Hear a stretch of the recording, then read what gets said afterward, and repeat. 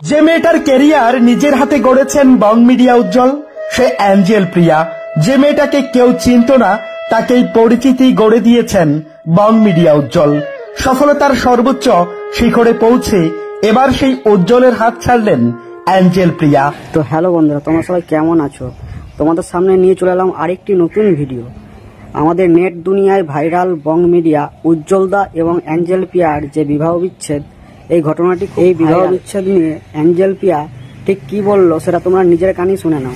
এই মুহূর্তে সবাই একটা কথাই বলতেছে যে বং মিডিয়াকে ছেড়ে অ্যাঞ্জেল প্রিয়া অন্য রিলেশনশিপে গেছে এবং এদের মধ্যে ডিভোর্স হয়েছে। আচ্ছা, কেউ কখন আমরা বলেছি যে আমাদের মধ্যে ডিভোর্স হয়েছে?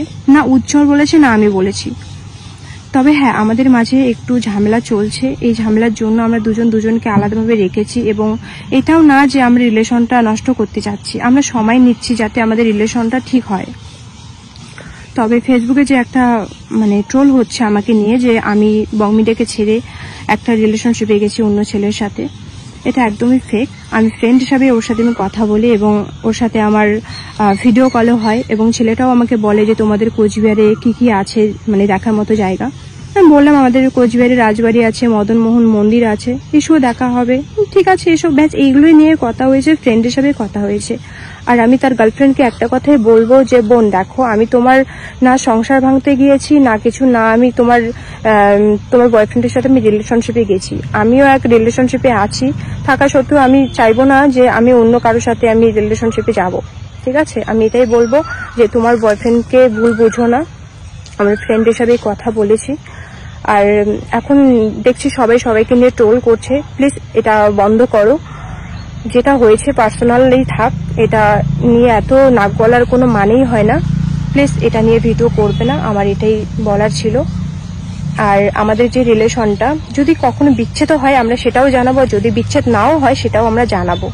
তবে একটু ঝামেলার জন্য আজকে আমরা সোশ্যাল মিডিয়াতে সেভাবে আমরা দুজনে অ্যাক্টিভ নেই, ও অ্যাক্টিভ আছে আমি নেই।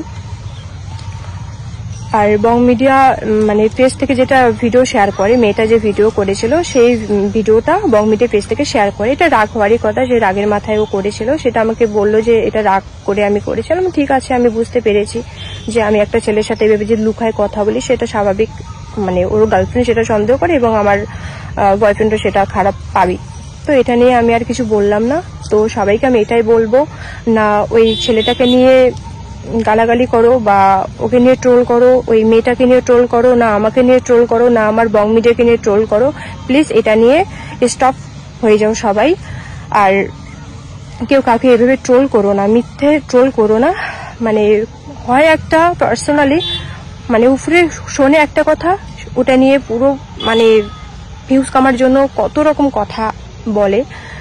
আমার এটাই বলার ছিল, আমাদের ডিভোর্স হয়নি, আমি ওই ছেলেটার সাথে কথা বলেছি, আমি না রিলেশনশিপে গেছি না কিছু, জাস্ট আমি ফ্রেন্ড হিসেবে কথা বলেছি। আমি এখনো বলছি।